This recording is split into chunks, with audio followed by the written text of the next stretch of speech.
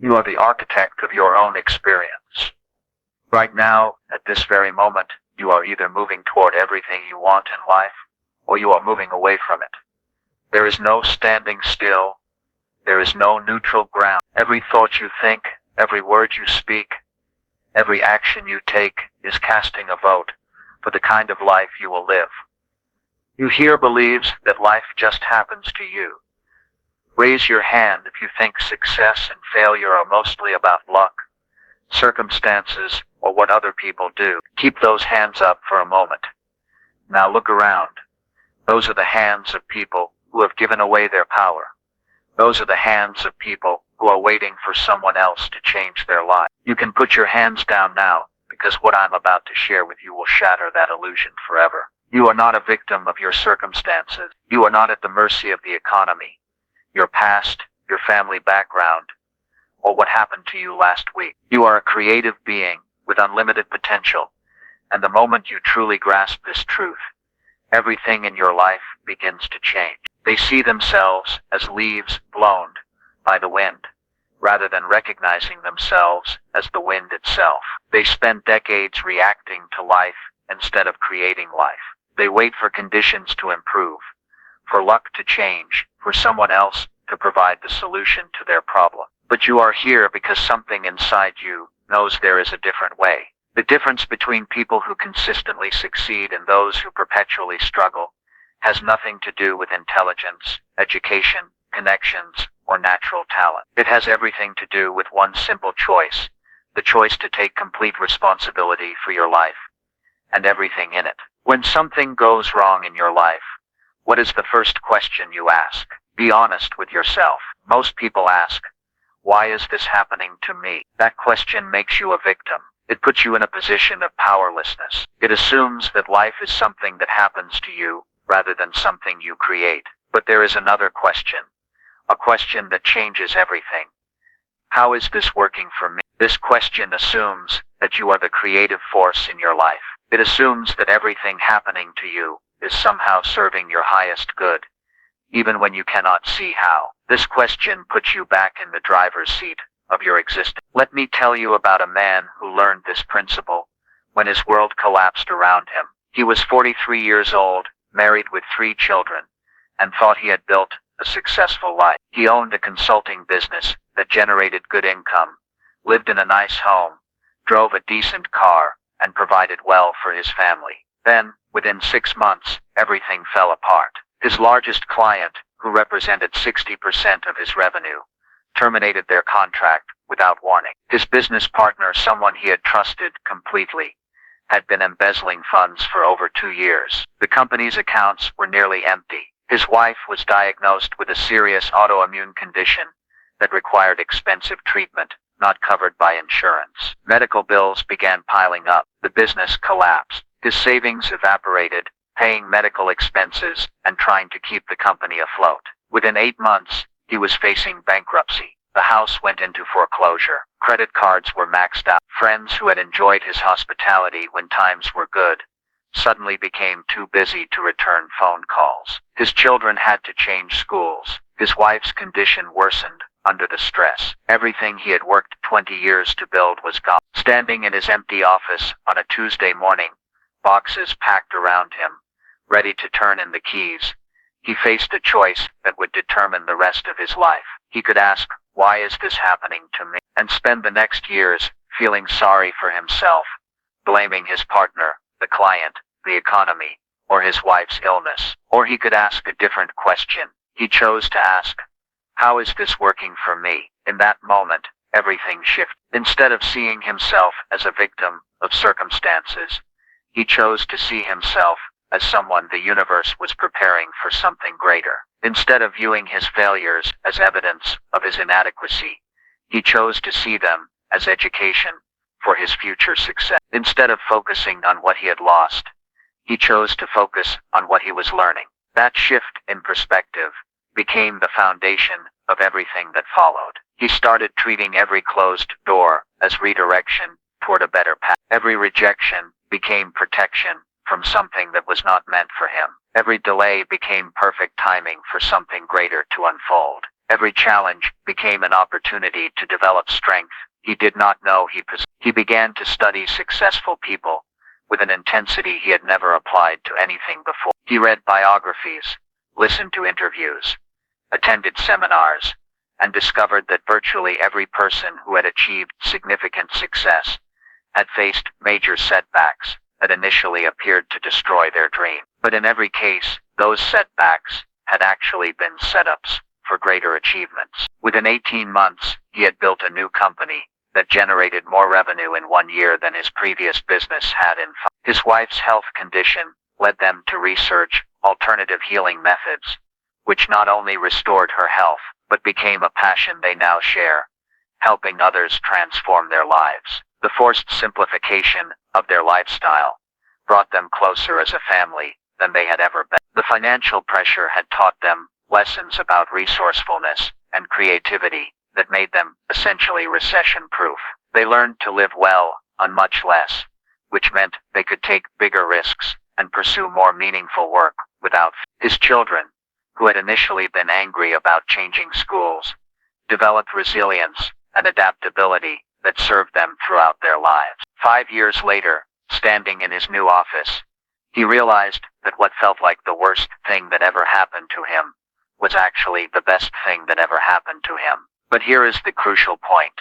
The transformation did not happen because of the circumstance. It happened because of how he chose to interpret and respond to the circumstance. The same diagnosis that fills one person with fear can inspire another person to completely transform their health and help thousands of others do the same. The story you tell yourself determines the emotions you feel. The emotions you feel determine the actions you take.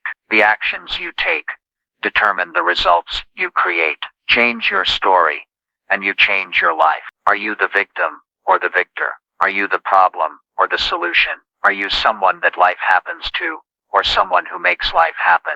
If you have been unemployed for 6 months, what story are you telling yourself? That the economy is terrible, and nobody is hiring people like you. That you are too old, too young, too qualified, or not qualified enough. That story will keep you unemployed. Or are you telling yourself that this period of unemployment is giving you time to discover what you really want to do with your life? That every rejection is moving you closer to the right opportunity? That this experience is teaching you valuable lessons about resilience and resourcefulness? That story will lead to employment, and probably better employment than you had before. If your relationship ended, what story are you telling yourself?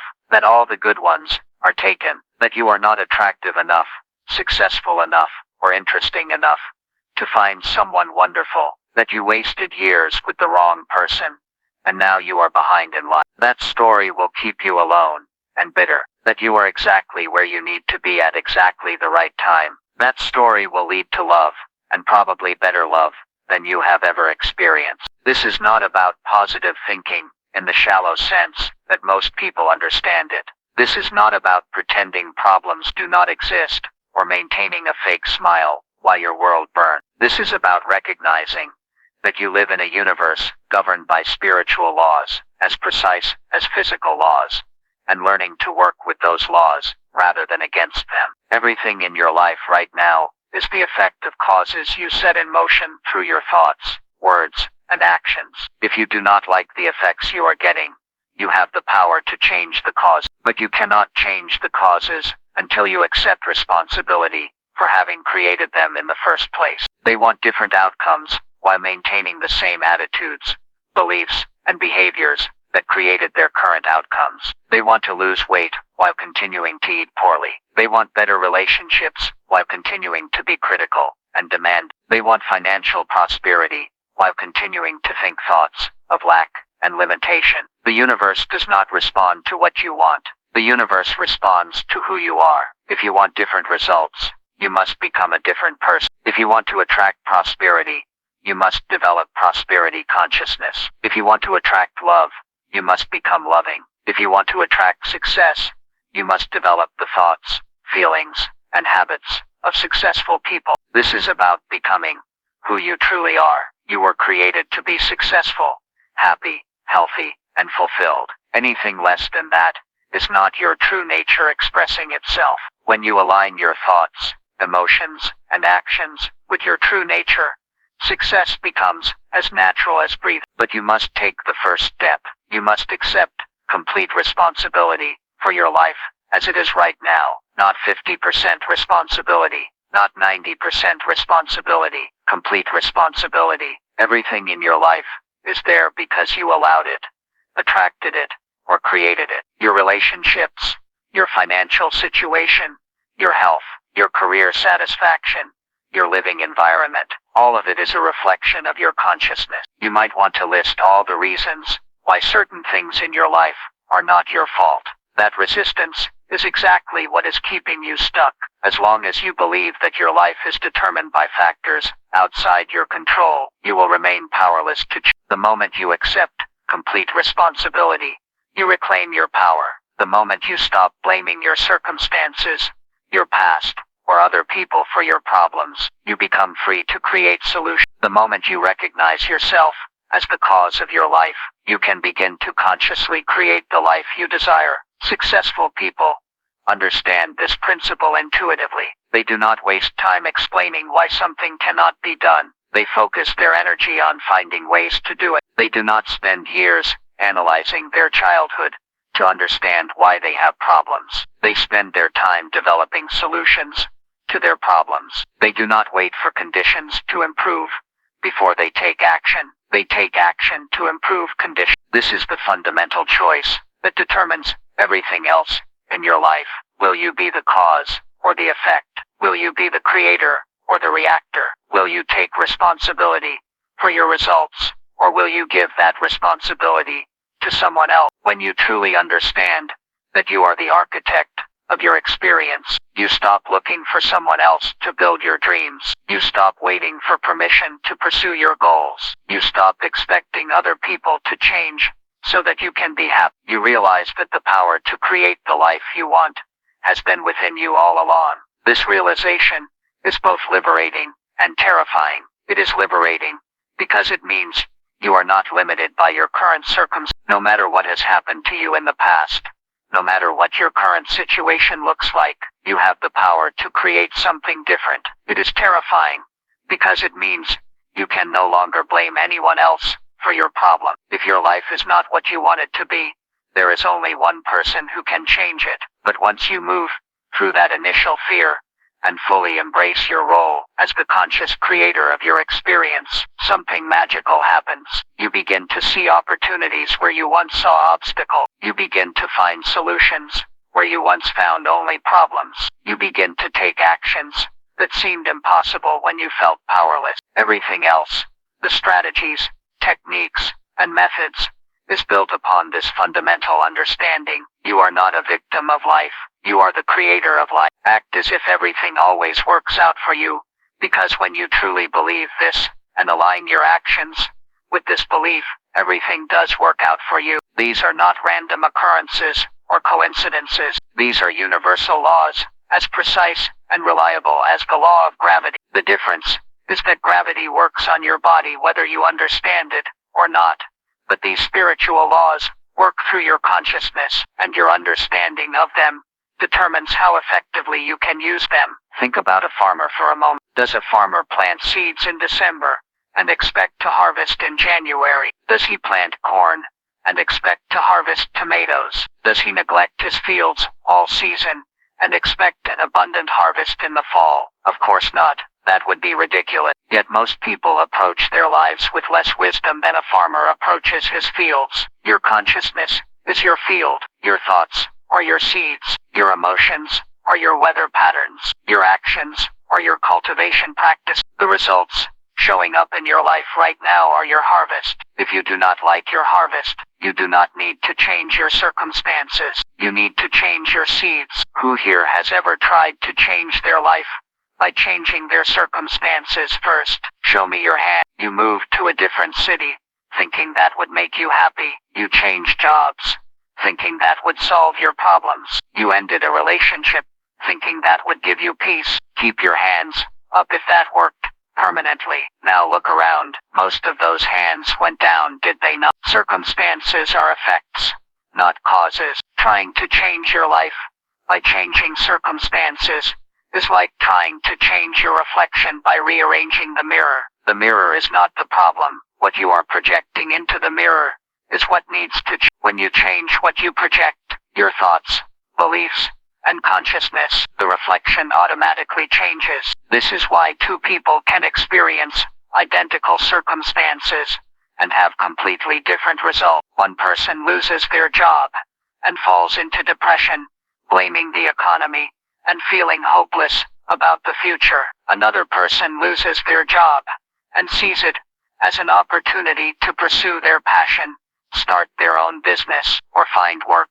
that is more aligned with their values. Same circumstance, different consciousness, different results. The seed of every result exists in consciousness before it appears in the physical world. Every building exists in the architect's mind before the first brick is laid. Every book exists in the author's consciousness before the first word is written. Every business exists in the entrepreneur's vision before the first customer is served. Everything in the physical world is the manifestation of something that first existed in consciousness. This is not mystical theory. This is practical law. When you understand this law, you stop trying to force external changes and start creating internal changes that naturally produce external results. Instead of pushing against what you do not want, you focus your energy on growing what you do want. Consider an oak tree. Have you ever seen an oak tree struggle to become an oak tree? Have you ever witnessed an oak tree having anxiety about whether it is worthy of being strong and tall? Have you ever observed an oak tree comparing itself to pine trees and wondering if it should be more like them? Of course not. The oak tree simply draws nutrients from the soil, reaches toward the light, and allows its natural design to The acorn contains everything necessary to become a magnificent oak tree. The process happens naturally when conditions are right. The oak tree does not have to create its capacity for greatness. It already possesses that capacity. Its job is to create the conditions that allow its natural potential to emerge. You are like that acorn. Everything you need to create the life you desire already exists within you. Your job is not to create the capacity.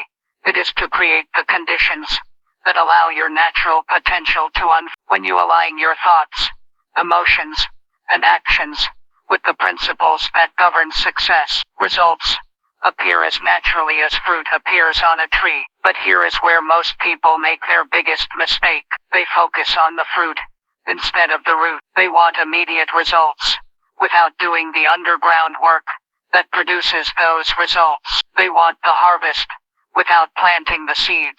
They want the strength of the oak tree without going through the patient growth process of the acorn. Success is not an event. Success is a process. It is the natural result of consistent daily actions aligned with correct principles over time. Every extraordinary result you see in the world is the outcome of ordinary disciplines practiced consistently over an extended. The person who is in excellent physical condition at age 50 did not achieve that by exercising intensely for 1 month.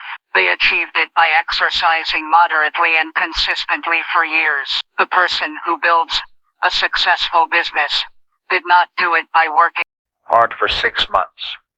They did it by working smart and consistently for years. The person who develops deep wisdom and understanding did not gain it by reading intensively for a few weeks. They gained it by learning continuously over decades. This is the mathematics of personal development, and the numbers are both precise and predictable. If you improve by just 1% each day, you are 37 times better at the end of 1 year. 37 times better. If you get 1% worse each day, you decline nearly to zero. The difference between success and failure, between fulfillment and frustration, between prosperity and poverty, often comes down to these marginal improvements sustained over time. Most people dramatically underestimate what they can accomplish in 5 years and dramatically overestimate what they can accomplish in 5 months. They want quick results, and when those results do not appear immediately, they conclude that their goals are impossible, or that they lack the necessary ability. They abandon their efforts just when consistency would have begun to produce compounding return. Let me give you a specific example of how this works. Suppose you decide to read for 30 minutes every day. Just 30 minutes. That seems insignificant, does it not? Most people would dismiss 30 minutes of daily reading as too small to matter. But let us examine the mathematics. 30 minutes of reading per day equals 3.5 hours per week. That equals 14 hours per month.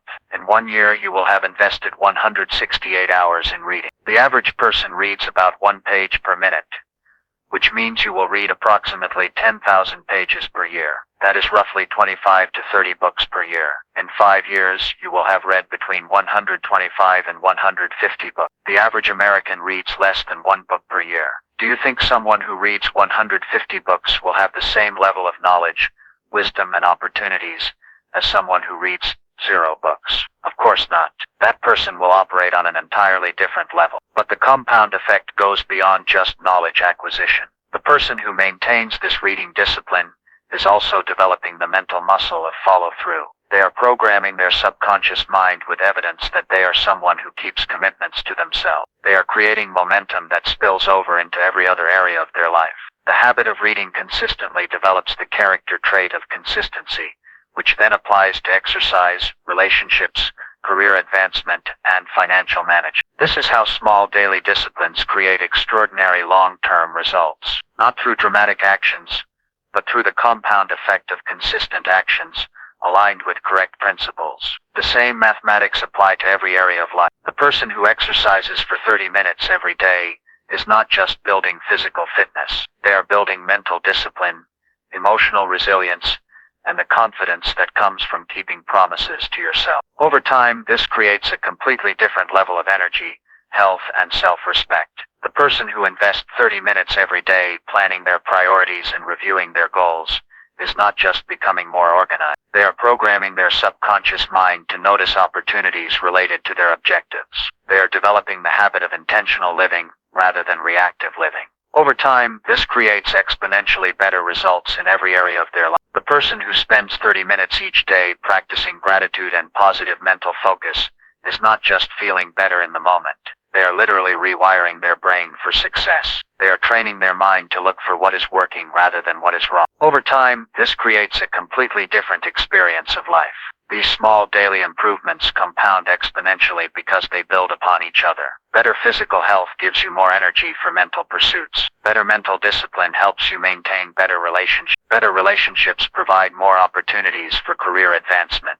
Better career results create more financial resources for personal development. Each area of improvement reinforces and accelerates improvement in other areas. But there is something even more powerful happening beneath the surface. When you consistently follow through on small commitments to yourself, you are changing your fundamental identity. You begin to see yourself as someone who does what they say they will do. You develop unshakable confidence in your ability to achieve whatever you set your mind to accomplish. This internal transformation is the real prize. External results are simply the natural byproduct of internal development. When you change who you are, everything around you changes automatically. New opportunities appear.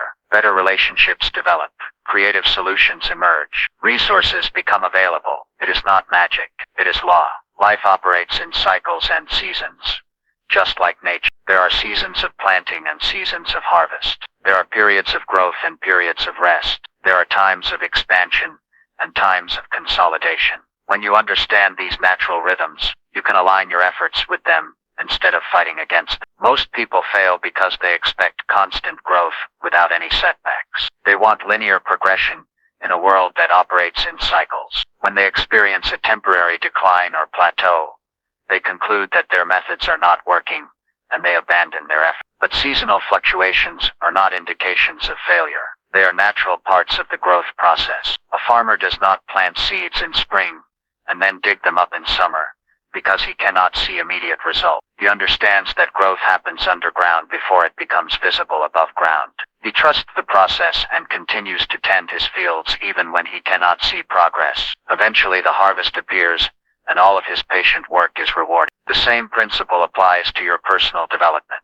Most of the important work happens internally before it becomes visible externally. You may spend months developing new habits, learning new skills, and changing your thought patterns without seeing dramatic changes in your circumstance. But if you stay consistent with correct principles, the results will eventually appear, and they will often exceed your expectations. When challenges arise, and they will arise, remember that resistance is a sign that you are growing. Comfort zones are designed to keep you comfortable, not to help you expand. Every time you push beyond your current limitations, your comfort zone will push back. This is not a sign that you are doing something wrong. This is confirmation that you are doing something right. The key is to interpret challenges correctly. Most people see obstacles as evidence that they should quit. Successful people see obstacles as evidence that they are moving in the right direction. Obstacles are not roadblocks. They are training exercises designed to develop the strength you will need to handle the success that is coming.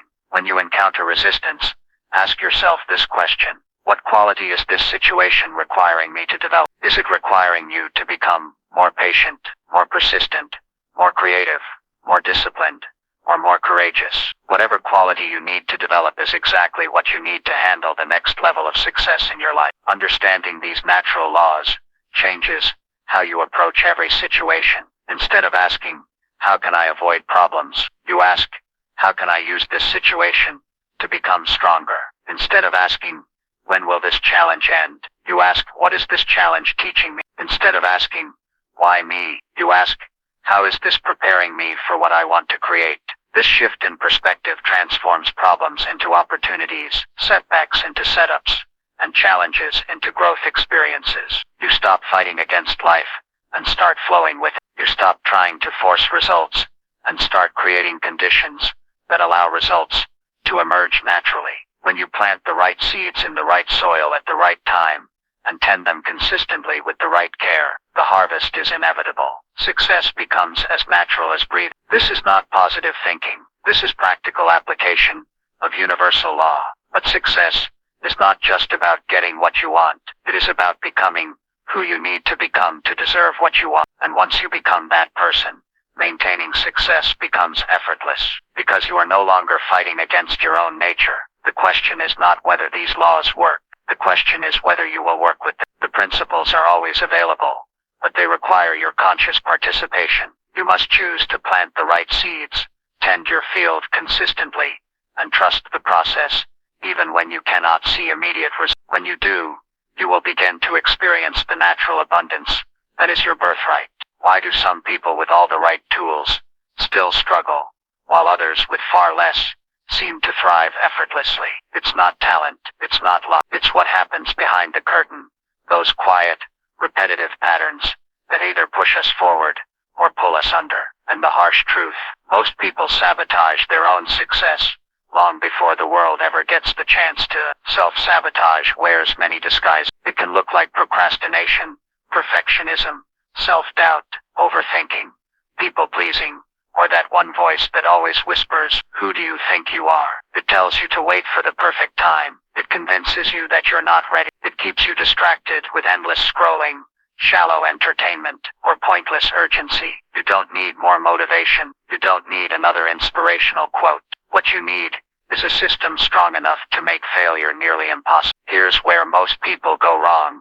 They try to solve sabotage with willpower. But willpower is a temporary fire. It burns bright for a moment, then fades. You don't need fire. You need friction, strategic resistance built into your environment, your mindset, your calendar, and your ritual. Because once you eliminate the triggers that cause you to stumble, you stop relying on mood and start relying on structure. The patterns that keep showing up in your life are not coincidences. They're clues. Every excuse, every failure to follow through, every time you let fear win, it's not just a moment of weakness. It's a sign that something in your wiring needs reprogramming. And until you correct the code, you'll keep crashing at the same spot again and again. Ask yourself this: when did you stop keeping promises to yourself?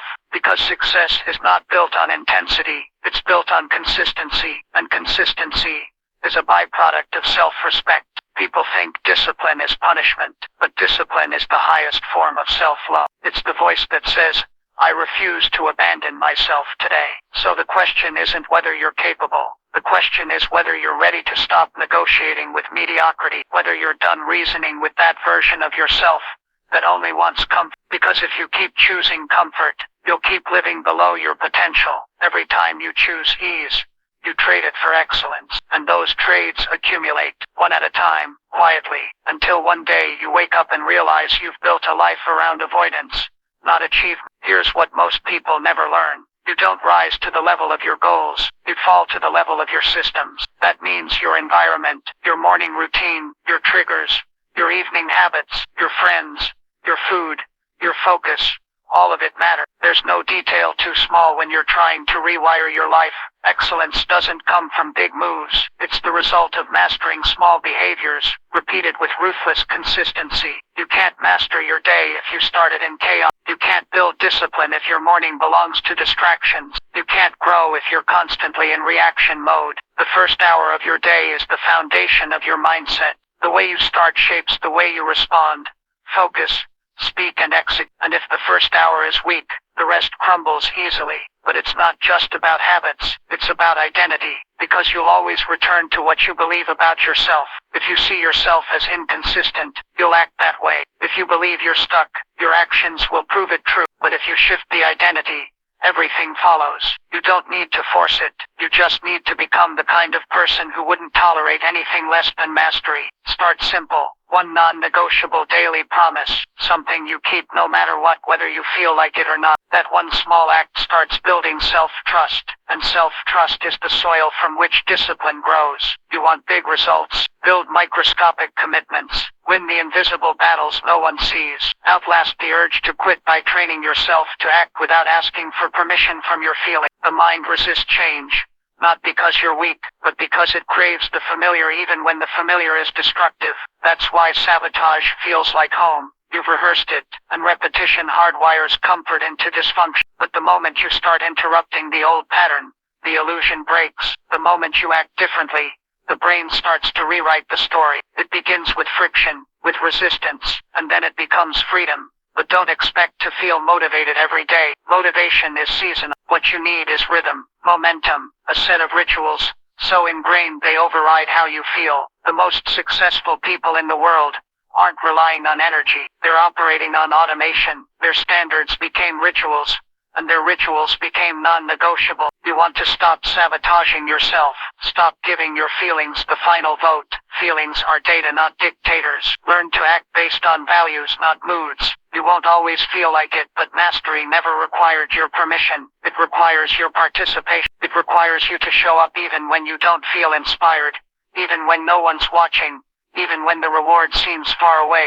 The quiet work is the real work. Anyone can perform when the stage is lit, but what you do when no one's watching, that's the version of you that determines everything. Are you practicing discipline when no one is clapping? Are you doing the work when it's boring, when it's silent, when it's uncomfortable? Because that's the secret. The uncomfortable places are where strength is born, and the faster you run toward discomfort, the quicker you grow. Stop waiting for clarity. Stop waiting for the right mood. Take one action. Interrupt the pattern. Do something different than yesterday. Because once you shift your behavior, your brain catches up. Repetition reprograms identity, and once identity shifts, sabotage has nowhere to live, because the new version of you doesn't feed it anymore. It starves in the face of daily excellence. It dies when you no longer tolerate your own excuses. But that only happens when your standards rise and your habits match them. If you're still breathing, you're not finished. Every day is another vote for the person you're becoming. You don't need a new year, a Monday, or a breakthrough moment. You need a commitment strong enough to crush the old patterns and replace them with habits that pull you forward without resistance. Because real freedom isn't the absence of discipline, it's the result of it. Now pause, not to reflect, but to act, because once the action begins, the sabotage ends, and what starts as a small decision today becomes the rhythm that carries your future.